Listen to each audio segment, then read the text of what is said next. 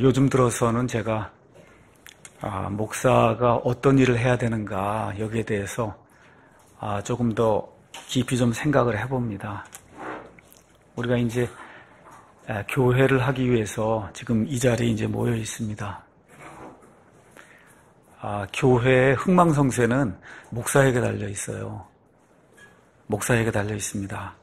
그래서 목사가 해야 할 일은 정확하게 성경을 이해하고 이해한 그 성경을 내가 믿고 내가 믿는 대로 그대로 가르치고 맨 마지막에 목사가 믿고 가르치는 대로 살아야 됩니다.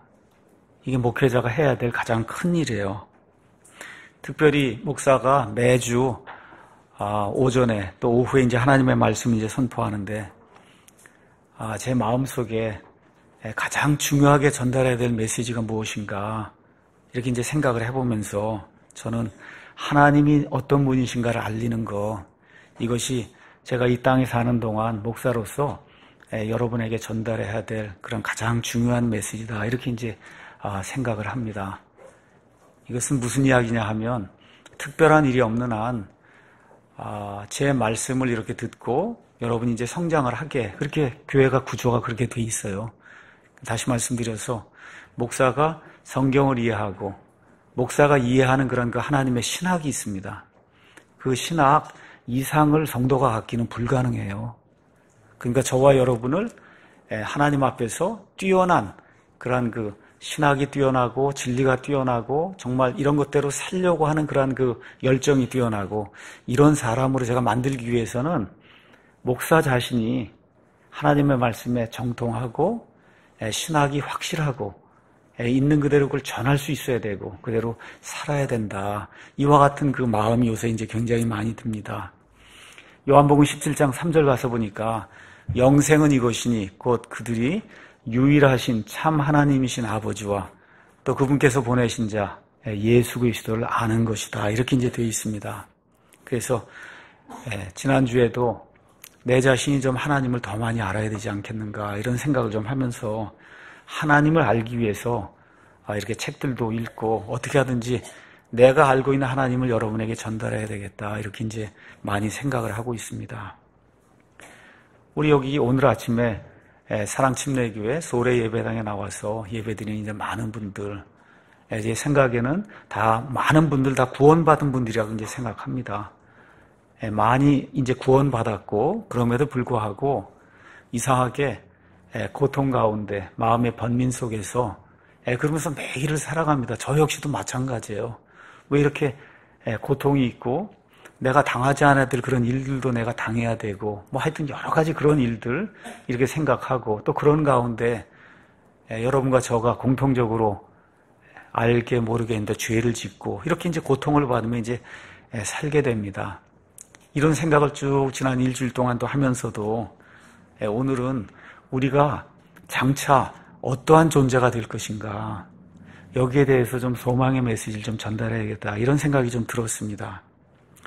사실 성경을 깊이 여러 가지 주제를 놓고 이렇게 연구하면 할수록 정말 제가 발견하지 못했던 그런 깊은 영적인 말씀들이 많이 있어서 사실 그런 말씀들을 제가 누구에게서 듣거나 배우거나 할 때 굉장히 마음이 이제 기쁩니다. 자, 성경을 이제 강의한다고 할 때 가장 중요한 그 강의 포인트라고 할까요? 그 중에 이제 하나는 성경에 이제 어떤 단어가 이제 나올 때 그 단어가 얼마만큼 많이 나오는가 그 빈도를 우리가 한번 좀 살펴보면 그러면 그 빈도를 통해서 하나님께서 주시고자 하는 그런 메시지를 발견할 수 있다는 거예요. 그러니까 예를 들어 여러분 창세기부터 요한계시록 22장까지 가서 보시면 하나님이라는 단어가 엄청 많이 나옵니다. 그렇죠? 하나님 굉장히 많이 나와요. 말씀 많이 나옵니다. 또 신약 성경에 들어오면 예수님, 그리스도, 또 구원, 그렇죠? 신구약 성경 전체 죄, 또 하나님의 거룩함 굉장히 많이 나와요. 하나님의 사랑 굉장히 많이 나옵니다. 그러니까 이러한 그 키워드 이런 것들을 쭉 이렇게 보면 하나님께서 이 하나님 말씀을 주시면서 어떤 것에 내가 가장 강조를 두고 있다 이런 걸 알 수가 있어요. 이런 강조를 두시는 그런 말씀 그 단어 중에 하나가 뭐냐면 영광이라는 단어가 있습니다. 오늘 저와 여러분이 이 자리에 하나님께 영광을 돌리러 이 자리에 나와 있으시죠? 맞습니까? 영광, 글로리라는 단어가 있어요. 우리가 늘 감사와 찬송과 영광을 돌린다. 이제 그렇게 이야기하는 영광이라는 단어가 있잖아요. 그 영광이 성경 가서 찾아보니까 명사로는 402번, 영광의 형용사 글로리우스라는 그런 단어로는 45번, 그 외에 glorify 단어가 명사도 있고 동사도 있고 여러 가지, 또 명사형으로 glorification 이게 영화롭게 되는 거 이런 거 다 따지면은 500차례가 넘게 나옵니다. 그 500차례가 넘게 영광이라는 단어가 나온다는 것은 그만큼 이 단어가 성경에서 대단히 중요한 역할을 하고 있다. 이걸 저와 여러분이 이제 이해해야 됩니다. 그래서 오늘은 두 구절을 읽었어요. 데살로니가 전서 2장 11절, 12절 말씀을 읽었습니다. 그래서 이 말씀을 가지고 오늘은 성경을 앞부분에서는 특별히 여러 군데를 이렇게 찾아가면서 교육설교 아니면 신학설교를 좀 하려고 그래요. 성경을 좀 많이 좀 찾으려고 합니다. 이런 설교를 제가 그렇게 많이 하지 않고 그렇게 또 선호하지 않습니다. 그럼에도 불구하고 오늘 아침에는 좀 몇 군데 하나님의 말씀을 좀 찾아봐야 되겠다. 이걸 통해서 다 설명을 드린 이후에 데살로니가 전서 3장, 4장, 5장에 나와 있는 말씀을 여러분에게 핵심을 전달을 하려고 합니다. 오늘 읽은 데살로니가 전서 후서 이제 말씀이 있는데 데살로니가 교회는 사도 바울이 2차 선교 여행을 하는 중에 약 한 달 동안 머무르면서 거기 가서 예수님의 복음을 선포해서 많은 사람들이 변화가 돼서 그래서 세워진 교회가 데살로니가 교회입니다. 가서 읽어보시면 데살로니가 전서 특별한 책망의 말씀이 별로 없어요. 그거 외에 열심과 수고와 또 하나님을 향한 이와 같은 그 기쁨과 감사 이런 것이 이렇게 뛰어나게 넘쳐나는 그런 교회로 지금 언급이 되어 있습니다.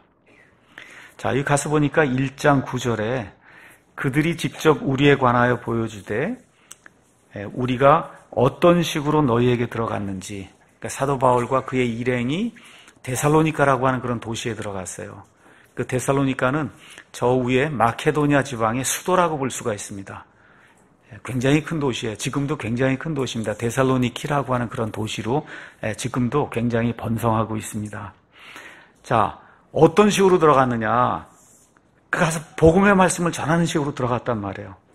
그랬더니 너희가 어떻게 우상들을 버리고 하나님께로 돌아와 살아계시고 참되신 하나님을 섬기는 것을 보여준다는 거예요. 그러니까 예수 그리스도의 복음을 가지고 들어가서 말씀을 선포했더니 이 사람들이 본인들이 섬기던 우상들을 다 버리고 살아계시고 참된 하나님께로 돌아왔다. 그러면서 그분께서 죽은 자들로부터 살리신 그분의 아들 예수님께서 하늘로부터 오실 것을 기다리고 있는 거예요. 그러니까 한 달 동안 목회하는 가운데 사람들을 변화시켰더니 그 사람들이 가지고 있는 소망이 가장 큰 소망이 뭐냐?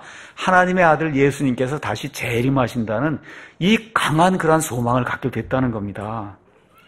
이분, 그 예수님은 어떤 분이시냐? 다가올 진노, 우리가 보통 이야기하는 7년 환란기라고 하는 이와 같은 다가올 진노로부터 우리를 건져내실 분이 아니라 이미 우리를 건져내신 분. 그래서 저와 여러분이 이와 같은 대환란, 환란기에 들어가지 않도록 이미 만들어주신 바로 그분이시다. 이제 그렇게 이야기를 하고 있습니다. 자, 이게 이제 끝난 다음에 바울이 어떻게 한 달 동안 목회를 하면서 사람들 변화시켰길래 이 사람들이 이렇게 강력한 소망을 갖게 되었는가. 그 목회자의 심정을 이 자리에서 이야기하고 있습니다. 저는 이렇게 하지도 못하고 해서 굉장히 이제 부끄럽습니다. 가서 보니까 뭐라 기록이 되어 있냐 5절에 너희가 아는 바와 같이 우리가 어떤 때에도 아첨하는 말들이나 탐욕의 탈을 사용하지 아니하였나니 하나님께서 증인이시다. 교인을 끌어모으기 위해서 어떻게 하든지 남아있도록 하기 위해서 그래서 아첨하는 말을 하지 않았고 또 성도들에게서 돈을 갈취하기 위해서 탐욕의 탈을 쓰지 않았다. 하나님 앞에서 맹세한다. 지금 그렇게 이야기하고 있는 겁니다. 우리가 그리스도의 사도로서 부담을 줄 수도 있었으나 너희에게서든지 다른 사람에게서든지 우리가 사람들에게서는 영광을 구하지 아니하였고 다시 말해 바울이 스스로 일하면서 장막을 만들면서 사람들에게 부담을 주지 아니하기 위해서 이렇게 일하면서 하나님의 말씀을 전했다. 그리고 7절에 유모가 자기 아이들을 돌보던 너희 가운데서 부드러운 자가 되었다. 부드러운 자가 되었다. 지금 그렇게 이야기를 하고 있습니다. 8절 참 귀한 말씀입니다. 우리가 이같이 너희를 다정하게 사모하여 하나님의 복음뿐 아니라 우리 자신의 혼까지도 너희에게 기꺼이 나눠주고자 함은 너희가 우리에게 소중하였기 때문이라. 목회자의 심정을 이렇게 표현하고 있어요. 복음만 달랑 전하고 그걸 끝낸 게 아니라 너희와 함께 내가 죽고 살 것, 이것을 같이 했다는 거야. 동고동락하기를 원했다. 지금 그렇게 이야기를 하고 있습니다. 9절에 형제들아 우리의 수고와 해산의 고통을 너희가 기억하나니 우리가 너희 중 아무에게도 폐를 끼치지 아니하려 했으므로 밤낮으로 수고하며 너희에게 하나님의 복음을 선포하였다. 믿는 너희 가운데서 우리가 얼마나 거룩하고 옳고 흠없이 처신하였는지에 대하여는 너희가 증인이요 하나님도 그러하시다. 이렇게 이제 이야기하면서 오늘 읽은 텍스트 11절 너희가 아는 바와 같이 우리가 너희 각 사람에게 아버지가 자기 자녀들에게 하듯 권면하고 위로하고 명했단 말이에요. 명령까지 줬다는 겁니다. 아버지가 자기 자녀들에게 하듯.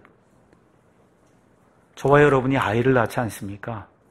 그 아이들이 정말 행복하게 되기를 원하시죠? 그렇죠? 저도 아이가 셋이 있습니다. 손녀가 둘이 있어요. 사위가 셋이 있어요. 정말 아이들이 행복하게 되기를 원하거든요. 그래서 그 일을 위해서 어떻게 해요? 권면하기도 하고 위로하기도 하고 말을 안 들으면 채찍질하기도 하고 명령하기도 하고 그러한 심정으로 이 데살로니가 교회 성도들 대했다는 거예요. 그 목적이 뭐냐? 목적이 이것은 너희를 부르사 자신의 왕국과 영광에 이르게 하신 하나님께 너희가 합당히 걷게 하려 합니다. 지금 그렇게 이야기하고 있어요. 그러니까 저와 여러분이 구원받았으면 하나님의 나중에 영광에 이른다는 겁니다. 그 하나님의 영광에 이르는 그 사람으로서 합당하게 거는 그런 삶을 살아야 된다. 그것을 위해서 아버지가, 어머니가 자식들을 책망하기도 하고 권면하기도 하고 위로하고 명령을 주기도 하듯이 그런 방식으로 하나님의 영광에 합당하게 걷는 그와 같은 사람이 될 수 있도록 이 모든 말씀을 전달했다. 그렇게 이야기하는 거예요. 이 말은 무슨 얘기냐 하면 우리의 신분이 거지에서 하나님의 아들, 딸, 왕자, 공주가 됐다는 거예요. 그러면 거지 신세로 지나들 때 이와 같은 때 행하던 거 이거 다 버리고 이제는 하나님의 아들, 딸로서 거기에 합당한 그런 신분을 가진 사람 거기에 맞게 해야 된다는 거예요. 여러분 대통령이 되고 그랬을 때 그 거지 신세 그거 할 때 옛날에 그 모습으로 살면 안 되지 않습니까? 그렇죠? 그러니까 지금 바울이 얘기하는 거예요. 다른 게 아니라 하나님의 영광이 이를 존재라는 거예요. 저와 여러분이. 그렇죠? 그래서 구원받았으면 하나님의 영광에 이를 그런 존재로 거기에 합당하게 삶을 살아야 된다. 그걸 내가 부모가 자식들 가르치듯이 그렇게 부드러운 심정을 가지고 그렇게 가르쳤다는 거예요. 다시 말씀드려 엄청난 특권이 우리에게 주어졌어요. 그 특권이 뭐냐? 하나님의 영광에 이르는 거예요. 근데 동시에 그 영광에 이르는 특권을 가졌으면 그 영광에 이르는 특권을 가진 사람으로 합당하게 걸어야 된다는 의무도 하나님이 우리에게 주셨다는 거예요.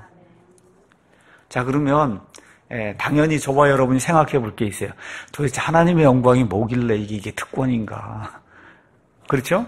하나님의 영광이 뭐길래 이게 이렇게 엄청난 특권이고 이와 같은 특권에 합당하게 우리가 살아야 된다고 얘기하니 하나님의 영광이 뭔가를 모르면 못 살 거 아니에요, 여러분.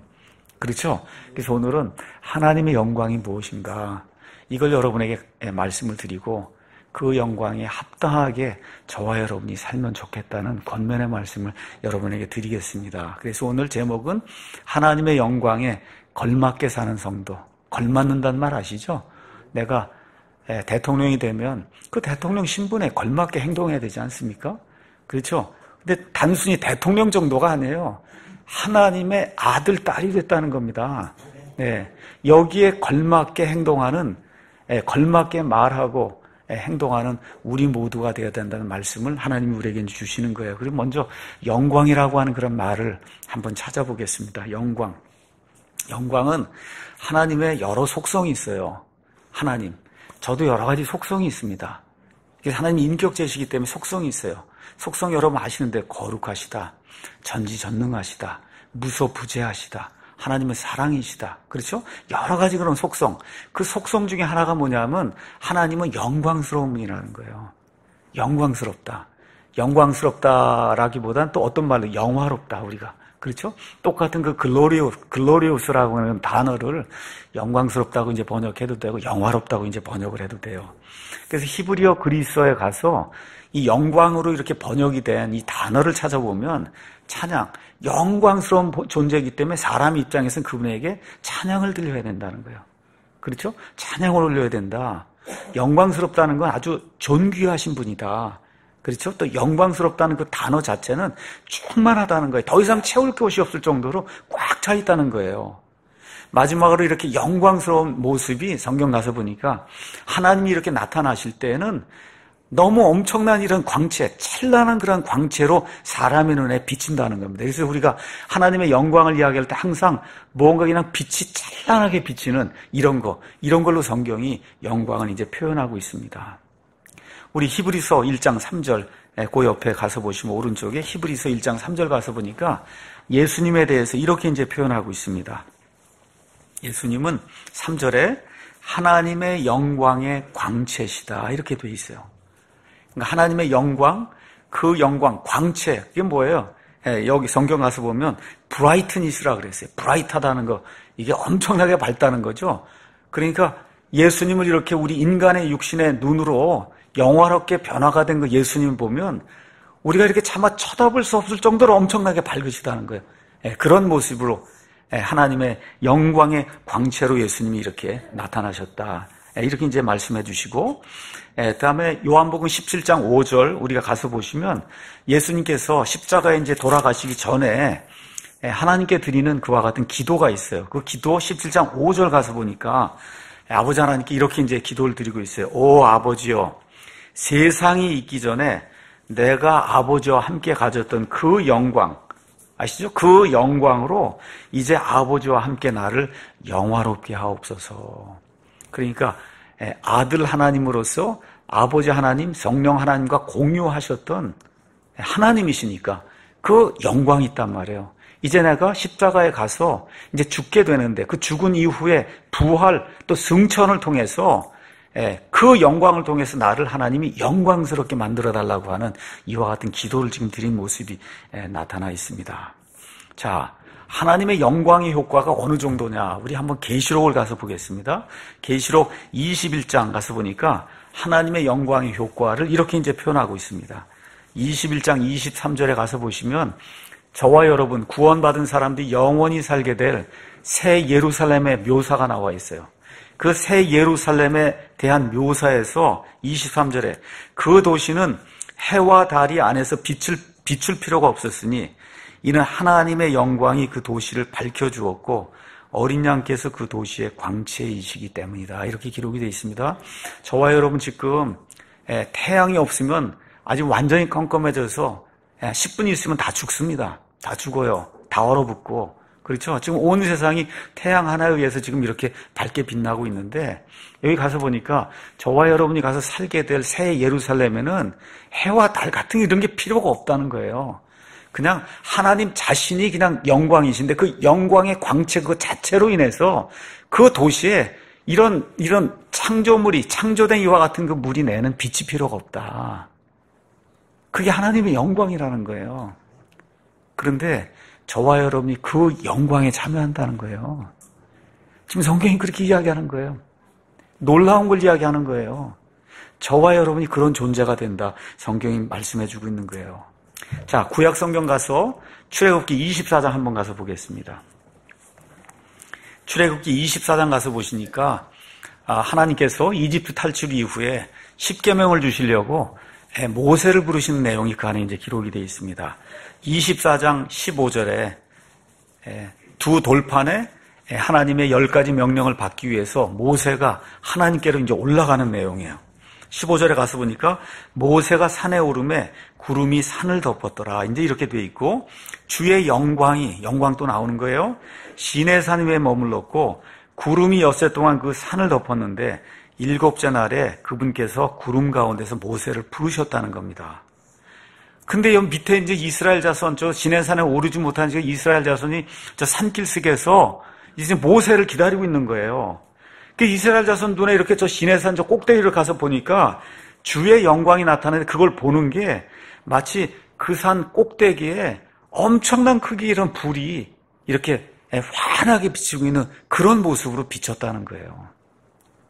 그러니까 주님의 영광 이게 나타나게 될 때 사람이 감당할 수 없을 정도의 그와 같은 광채가 난다. 이제 성경이 그렇게 이야기하고 있고, 이런 모습을 이제 모세가 하나님 이제 대면하고 이제 내려온 이후에 33장 가서 보겠습니다. 출애굽기 33장 18절에 가서 모세가 하나님의 영광을 한 번만 보여달라고 간청을 합니다. 이게 대단한 거예요, 이게. 그렇죠? 하나님의 영광을 한번 내 눈으로 꼭 한 번만 좀 볼 수 있게 그렇게 해달라고 이야기해요. 그랬더니 20절에 하나님께서 뭐라고 말씀하시냐 하면, 나를 보고 살 자가 없으므로, 그렇죠? 내가 내 얼굴을 보지 못하리라. 그러니까 영광을 보여달라는 게 뭐예요? 내 얼굴을 보여달란다는 거예요. 그러니까 내 영광을 보고는 살 사람은 없기 때문에 내 얼굴, 내 영광은 보여줄 수 없다는 거예요. 그러니까 하나님 자신이 내가 영광이라고 얘기하는 거예요. 하나님 자신이 내가 영광이다. 영광을 보여달라고 했더니 내 얼굴을 보고 살 자가 없다 얘기하니까 영광이 뭐예요? 하나님이라는 거거든요. 그렇죠? 그러면서 뭐라고 말씀하시느냐? 주께서 이르시되 보라 내 옆에 한 곳이 있으니 너는 반석 위에 설지니라. 내 영광이 지나갈 때, 하나님이 지나갈 때 내가 너를 그 반석 틈에, 반석 쪼개진 데 거기다 싹 집어넣어서 내가 지나가는 동안 내 손으로 이렇게 덮었다가 내가 다 지나간 다음에 내 앞모습은 보지 못하고 뒷모습만 볼 수 있게 그렇게 만들어주겠다. 지금 그렇게 이야기해요. 그러니까 하나님의 영광이 나타나면 이런 사람으로서는 창조물은 그 앞에서 죽습니다. 쉽게 얘기하면 죽는다는 거예요. 죽는다. 그래서 여러분 마태복음 17장 가서 보시면은 변화산상에서 예수님이 변화가 되는 모습이 나타나요. 그렇죠? 한 번 예수님이 진짜 어떤 존재인가를 베드로와 야고보와 요한에게 이 변화산상에서 보여주세요. 그렇죠? 어떤 이 세상에 어떤 세탁공도 하얗게 만들 수 없을 정도로 놀라운 광채를 가지고 예수님이 나타나시는 그런 모습. 그게 참된 예수님이시다. 이렇게 성경이 이야기하고 있고, 요한계시록 1장에 가서 보니까 사도 요한이 그 사건이 있은 지 한 60년 지나서 예수님을 이제 다시 한번 만나게 됩니다. 그래서 요한계시록 1장 16절에 그 예수님의 모습이 나타났는데 그분의 오른손에는 7별이 있으며 그분의 입에서는 양날 달린 날카로움이 나오고 그분의 용모는 해가 세차게 빛나는 것 같더라. 그러니까 이 땅에서 자기와 동고동락하던 그 예수님이 더 이상 아니에요. 진짜 예수님을 보니까 여러분 저 해를 우리 감히 눈을 뜨고 해를 어떻게 봅니까? 그렇게 새가 세차게 빛나는 것처럼 그렇게 놀라운 모습으로 예수님이 변모가 돼서 실제 모습으로 나타난 것이 이제 성경에 기록이 되어 있습니다. 자, 제가 지금까지 여러 성경 구절을 이렇게 보여주면서 여러분에게 이제 알려드리고자 했던 것은 뭐냐 하면 이런 것들 찬란하게 무언가 엄청난 밝기로 밝게 빛나는 거, 이게 하나님의 영광이 아니고 이게 하나님의 영광이 나타나는 현상이란 말이에요. 하나님의 영광이 나타나면 우리 사람의 눈에는 그렇게 보인다는 거예요. 그럼 실제 하나님의 영광이 뭐냐? 제가 오늘 신학적인 그런 설명을 좀 드리려고 그러는 거예요. 자, 그래서 하나님의 영광을 좀 어떻게 좀 설명하면 좋을까? 그래서 제가 좋아하는 존 파이퍼를 한번 가서 쳐봤습니다. 그래서 구글에 가서 Glory of God 하고 쳤더니 제일 먼저 나오는 게 Desiring God이라고 하는 하나님을 갈망한다 이런 그 미니스트리가 있어요. 존 파이퍼 목사님 은퇴하시고 하는. 거기 가서 보니까 존 파이퍼가 하나님의 영광에 대해서 이렇게 정의를 내렸더라고요. 어떻게 정의를 내렸냐? 하나님의 영광을 입증하고 열렬히 변호하는 것이 우리의 구원의 근거가 된다. 이렇게 이야기를 했고, 하나님의 영광을 저 위로 높이는 것이 우리 구원의 목표라는 거예요. 그러니까 저와 여러분 구원 받았어요. 지옥에서 벗어났어요. 기쁜 일입니다. 거기서 머무르면 안 된다는 거예요. 우리가 구원받은 궁극적인 목표는 뭐냐? 하나님의 영광을 온 세상, 온 우주 공간 저 끝까지 그렇게 끌어올려서 하나님께 영광을 돌리는 게 우리의 구원의 목표다. 하나님의 영광은 우주 공간 내 모든 것, 존재하는 모든 것이 추구해야 될 그런 목표고, 인류 역사의 목표이며 영존하는 모든 기쁨의 원천이 하나님의 영광이라는 거. 너무 멋있더라고요. 자, 이러면서 이렇게 이제 설명을 해요. 여러분, 농구공을 이렇게 좀 설명을 해봐라. 그러면 농구공 이렇게 좀 빨간 색깔로, 그렇죠? 뭐 직경이 한 3, 40cm 되고 이렇게 탕탕탕탕 튀기고 이러면서 저 그물에 갖다 이렇게 넣는 거. 이게 농구공이잖아요. 그러니까 대충 이렇게 설명할 수가 있어요. 그렇죠? 근데 성경에는 설명할 수 없는 그런 단어가 있다는 거예요. 예를 들어, 뷰티, 아름다움이라고 하는 거. 아름다움을 여러분 한번 설명을 해보라고 해서 그게 쉬운 게 아니거든요. 사람마다 다 다르고. 마찬가지로 이 하나님의 거룩함과 이 영광이라고 하는 말 성경에 굉장히 많이 나오는데 이걸 하나로 딱 집어갖고 이야기한다는 게 이게 쉽지 않다는 겁니다.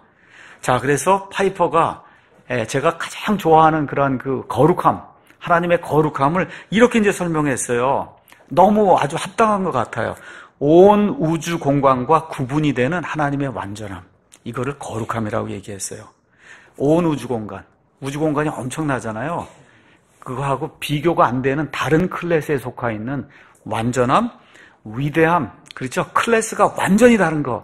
이게 하나님의 거룩함이다. 이렇게 이야기하면서 무한대의 완전함, 무한대의 지혜. 그렇기 때문에 아무도 하나님의 완전함, 이거를 모방할 수도 없고 아무도 하나님의 완전함을 향상시킬 수 없다는 거예요. 여러분 이해하시겠어요? 하나님의 위대함이 얼마나 큰지, 하나님의 지혜가 얼마나 큰지, 그렇죠? 하나님의 영광이 얼마나 큰지 어떤 사람, 어떤 피조물도 그걸 향상시킬 수가 없고, 그렇죠? 거기에 뭔가를 추가할 수 없다는 게 완벽하기 때문에, 그렇죠? 이런 것을 하나님의 거룩함이다 그렇게 표현했어요. 하나님의 거룩함. 그래서 하나님을 하나님 되게 만드는 그런 속성이 하나님의 거룩함이다. 그 이야기 하더니 파이퍼가 내가 이제부터 하나님의 영광에 대해서 좀 정의를 내리겠다 이렇게 이야기를 하더라고요. 우리 한번 이사야서 6장을 한번 가서 보겠습니다. 이사야서 6장 가서 보니까 여러분이 잘 아는 그런 말씀이 이제 기록이 되어 있습니다. 6장에 1절에 가서 보니까 우시아 왕이 죽던 해 또한 내가 보니 주께서 높이 들린 왕좌에 앉으셨는데 그분의 옷자락이 성전에 가득 여기 하늘에 있는 왕좌에 앉으신 하나님, 거기 성전이 있는데 거기에 이제 스랍들이 나타나갖고 그래서 뭐라고 찬양을 하냐면 3절에 거룩하다 거룩하다 거룩하다 하고 삼일째 하나님을 찬양을 하는 거예요. 아버지 하나님이 거룩하고 아들 하나님이 거룩하고 성령 하나님이 거룩하다 이렇게 찬양을 하더니 그 다음에 가서 보니까 그러면 그분의 영광이 온 땅에 거룩하다 이랬다는 거예요. 자, 우리가 논리적으로 보면 거룩하다 거룩하다 거룩하다 했으면 그 다음에 나오는 것 그분의 거룩함이 온 땅에 충만하다 이렇게 돼야 될 것 같은데 거룩하다 거룩하다 거룩하다를 이렇게 다 이야기하더니 갑자기 뭐라 그래요? 그분의 영광이 온 땅에 충만하다는 거예요. 그래서 여기 거룩함과 영광이 무엇인가를 설명할 수 있는 이와 같은 단초가 이 안에 들어있다. 지금 그렇게 이야기하는 겁니다. 다시 말씀드려 하나님의 영광은 뭐냐?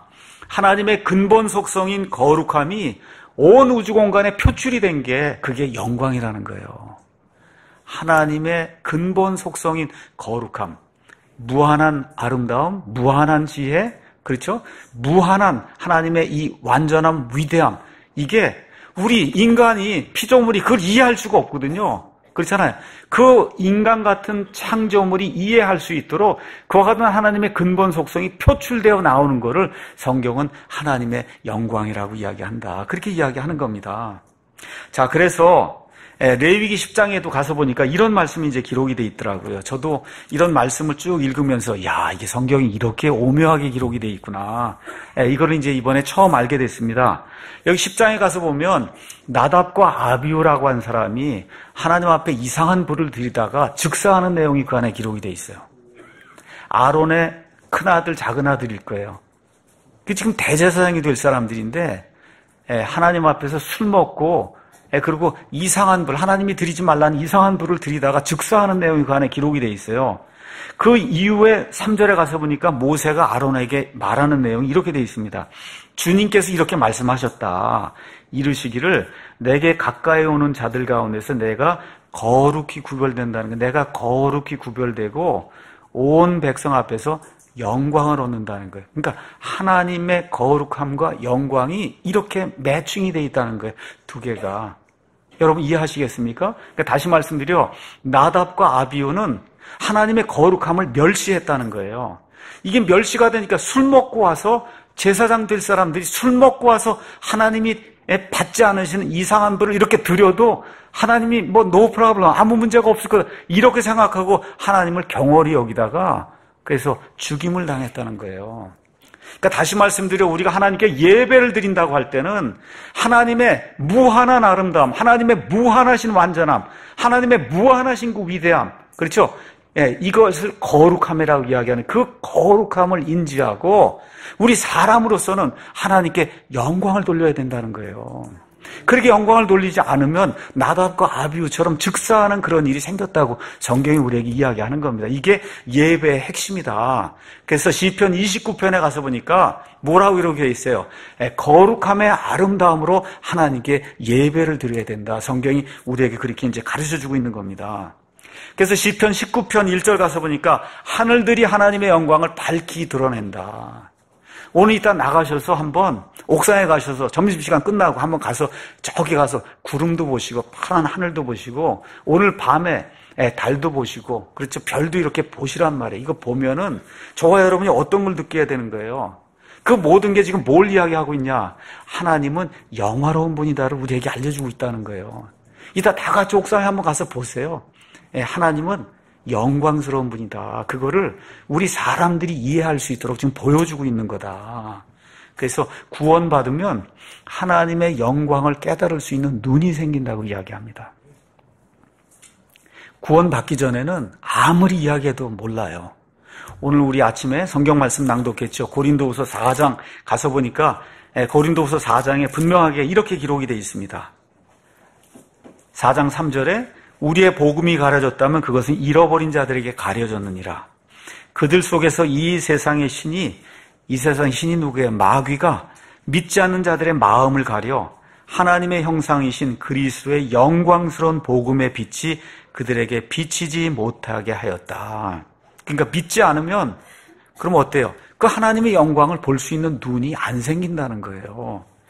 우리는 우리 자신을 선포하지 아니하며 오직 주님이신 그리스도 예수님과 또 예수님 때문에 너희의 종이 된 우리 자신을 선포하노니 빛에게 명령하사 어둠 속에서 빛을 비추게 하신 하나님께서 우리 마음에 빛을 비추사 예수 그리스도의 얼굴에 있는 하나님의 영광을 아는 빛을 우리에게 주셨다는 거예요. 그러니까 저와 여러분이 구원받았으면 이 우주 공간에 우리 주변에 이런 모든 것들을 보고 하나님의 위대하심을 알 수 있도록 하나님이 그렇게 만들어 주셨다는 거예요. 그래서 제가 자꾸 애견센터, 그 다음에 물고기 있고 이런 데 자주 가는 거예요. 가서 메기도 보고, 거기 가서 햄스터도 보고, 그렇죠? 개도 종류가 한두 종류가 아니에요. 가서 이렇게 보고, 웰시 콕이라고 하는 그런 그 개가 있더라고요. 보니까. 귀엽게 생겼더니 나중에 너무 커서 키우지 못하겠던데 조그만 아이는 아주 귀엽더라고요. 다리가 짧은 게. 그래, 그런 걸 보면서 하나님의 위대하심을 보는 거예요. 그렇죠? 상어도 보고 이렇게 보면서 위대하심을 보는 겁니다. 지금 제가 이런 이야기 할 때 아유 이게 도대체 무슨 얘기하는 거야 목사가, 이런 분들이 있을 거예요. 근데 분명한 것은 저와 여러분이 그런 영광을 보기 위해서 창조가 됐다는 것이고, 그런 영광을 볼 수 있는 영광스러운 신분을 갖게 됐다는 겁니다. 그래서 계시록 1장 6절에 나와 있는 것처럼 하나님의 영광의 이 빛을 볼 수 있는 이런 사람이 하는 일이 뭐예요? 하나님께 찬송과 영광을 돌려드리는 거예요. 그러니까 하나님께 찬송과 영광을 돌려드리는 예배를 드릴 수 있다 하는 것은 하나님의 영광스러운 빛을 본 사람만 가능한 겁니다. 자, 그러면 사람의 영광에 대해서 제가 말씀을 드리도록 하겠습니다.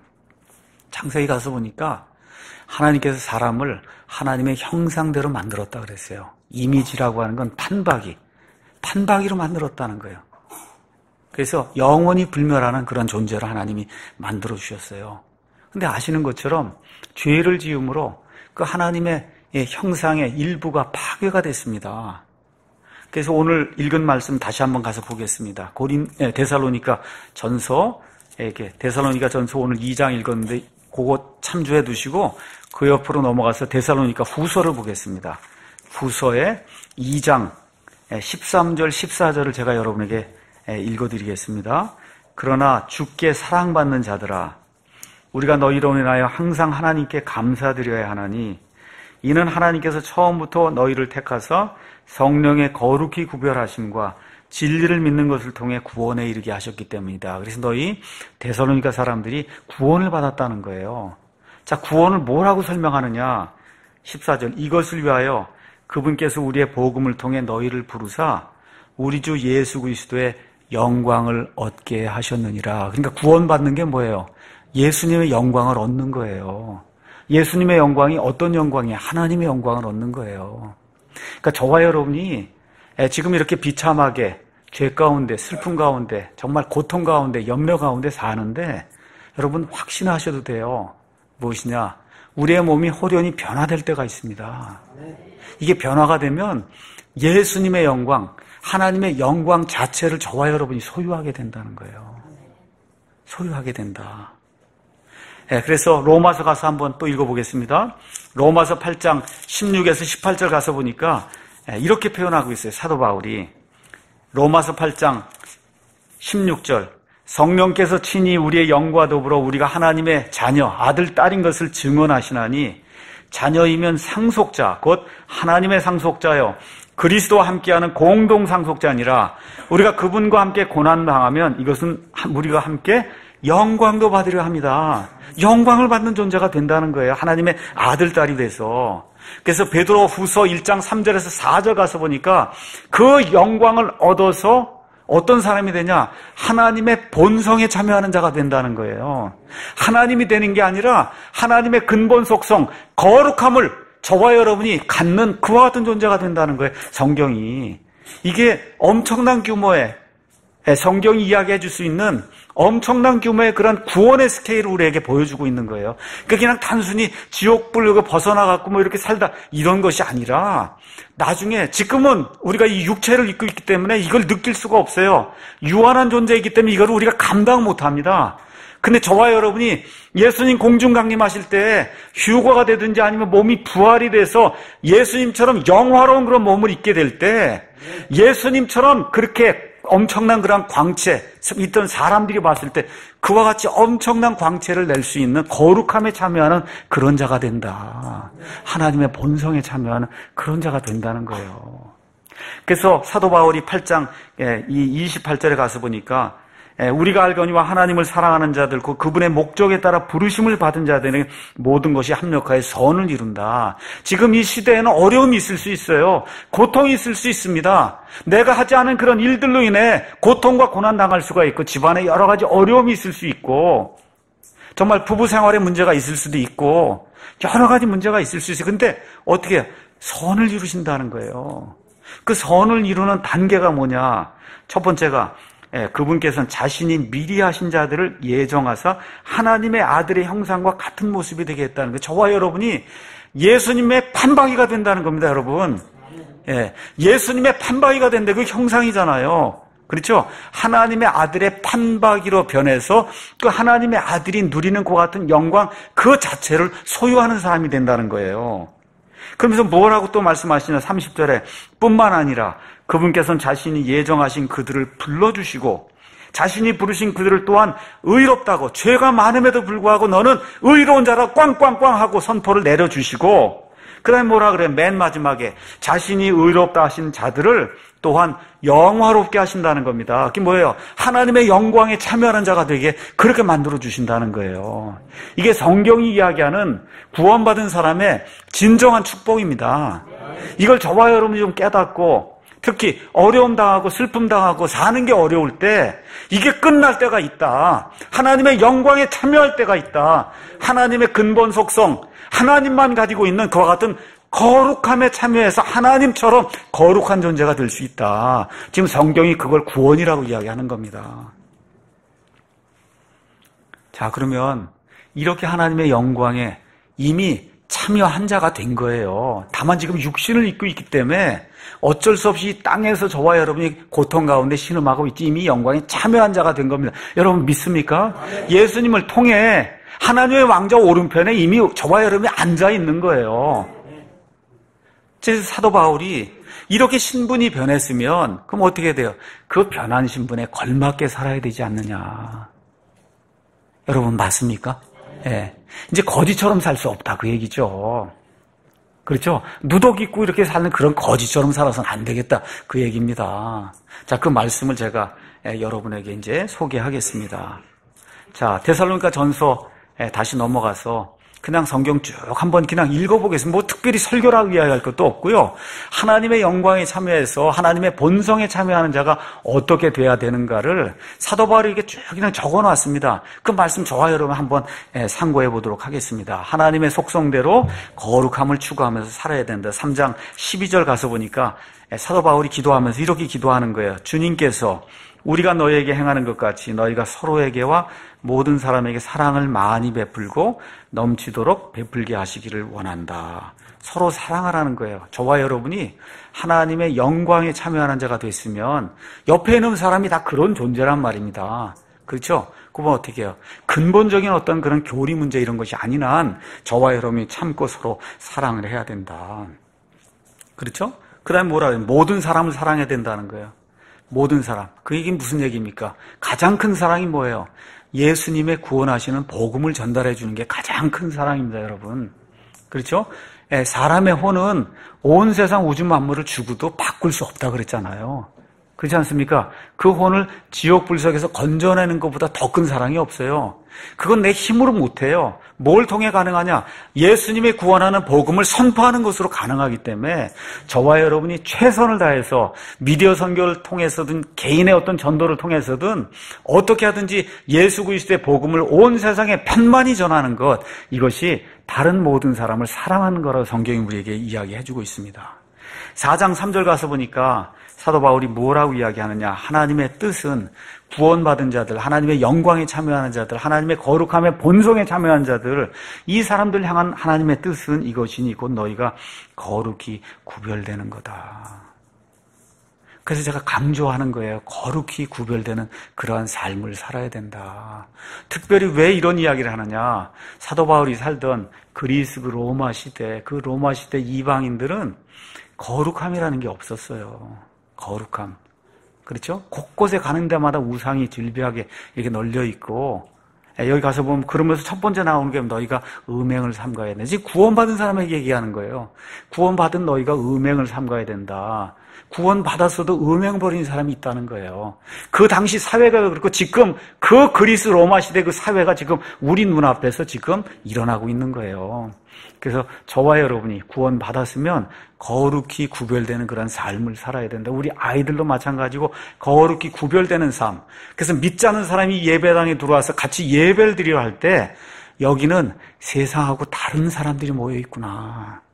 말하는 거, 읽는 거, 찬송하는 거, 성경 읽는 거, 설교하는 거, 아이들 움직이는 거, 밥 먹고 배식하고 설거, 이런 모든 것 전체가 세상과는 다르구나 하는 게 인식이 될 수 있는 그런 사람이 돼야 된다. 바울이 우리에게 말씀해 주고 있는 거예요. 자, 그 다음에 4장 7절에 가서 보니까 하나님께서는 우리를 부정함에 이르도록 부르지 아니하시고 거룩함에 이르도록 부르셨다. 자꾸 강조하는 겁니다. 거룩함을 강조하는 거예요. 그렇죠? 그 다음에 4장 13절에서 18절 가서 보니까 이렇게 거룩함에 이르도록 부르심을 받은 사람들, 이 사람들이 올바른 교리를 가져야 된다. 그 올바른 교리가 뭐예요? 부활과 휴거에 대한 소망을 가져야 된다는 겁니다. 여러분, 저와 여러분이 구원받았으면 어떤 사람이 되고자 해야 돼요? 빨리 그 영광에 참여하는 사람이 되어야 돼. 이런 간절함이 있어야 된다는 거예요. 예수님 빨리 오셔서, 그렇죠? 우리의 몸을 호련히 변화시켜서 우리가 공중으로 죽음을 보지 않고 올라가는 그 소망이 내가 가지고 있는 가장 큰 소망입니다 하는 이와 같은 교리의 확신이 있어야 된다는 겁니다. 그래서 주께서 호령과 천사장의 음성과 하나님의 나팔 소리와 함께 친히 하늘로부터 내려오시리니 그리스도 안에서 죽은 자들이 먼저 일어나고 그 뒤에 살아서 남아있는 우리가 그들과 함께 구름들 속으로 채어 올라가 공중에서 주를 만나리라. 그게 어떻게 돼요? 그리하여 우리가 항상 그 이후로 영원 무궁토록 주님과 함께 있는 그 일을 교리로 확신하고 그리고 교리로 믿고 그걸 교리로 확신하는 가운데 소망 가운데 살아야 된다고 성경이 우리에게 이야기해주고 있는 겁니다. 자, 이런 가운데 5장 12절 가서 보니까 11절 가서 보니까 그러므로 너희가 지금 하고 있는 것 같이 너희끼리 함께 위로하고 서로를 세워야 된다. 여기 너희는 구원받은 성도예요. 지금 데살로니가 교회 성도들이에요.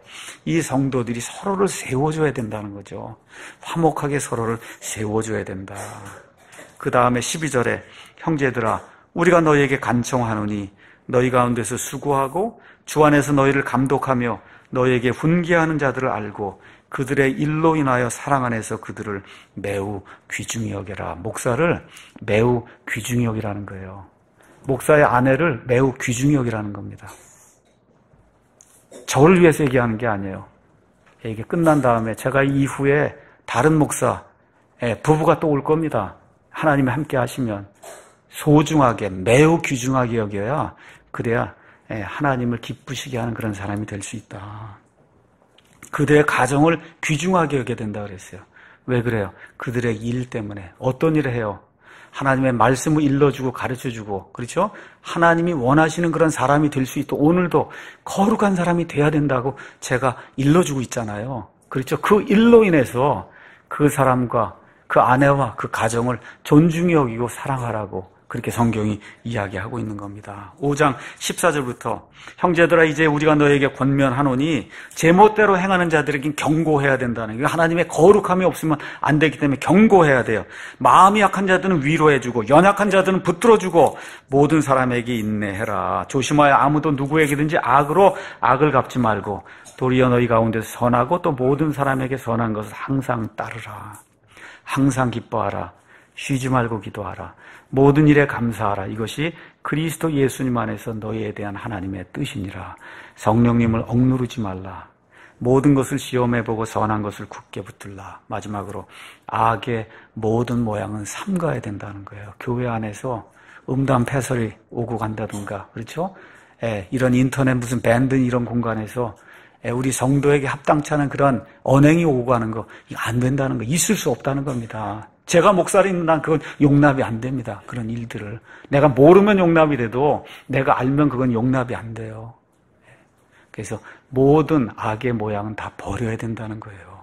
그렇죠? 이렇게 될 때 23절에 어떤 일이 생기냐.